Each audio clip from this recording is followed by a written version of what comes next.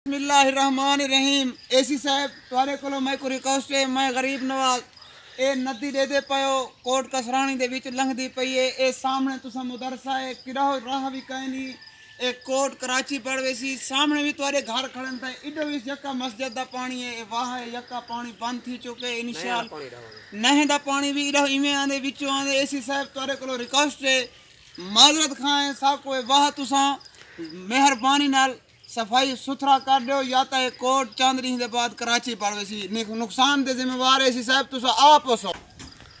AC साहब ए सामने घर है, इंदे विच भी पानी वेंदे, इधर भी पूरी कॉलोनी है। तुसा एक्सीवेटर पठो ऐसा को सिर्फ सफाई सिर्फ काबली दी कर रहे हैं, बाकी असा आप काबू इंशाल्लाह सारा नुकसान बहुत ज़्यादा थी ने और बहुत ज़्यादा थी ने। तू मेहरबानी कर साको एक्सीवेटर दे। ए सामने भी तुसा घर दे दे पायो, ये भी पूरी कॉलोनी है। ई वक्त यकी दरख्त ने नदी छुप चुकी है। मेहरबानी हो सी तुसा एक एक्सीवेटर पठो, कोई नुकसान अगर थी गया एसी साहब तू आप जिम्मेवार हो से सारा कोई नुकसान भी थी गया दे दे पाओ। सारे काबली आ गए, दरख्त आ गए, कोई पानी की निकासी कहीं नहीं। ई वक्त कराची बनने लाए सारा कोट कसरानी।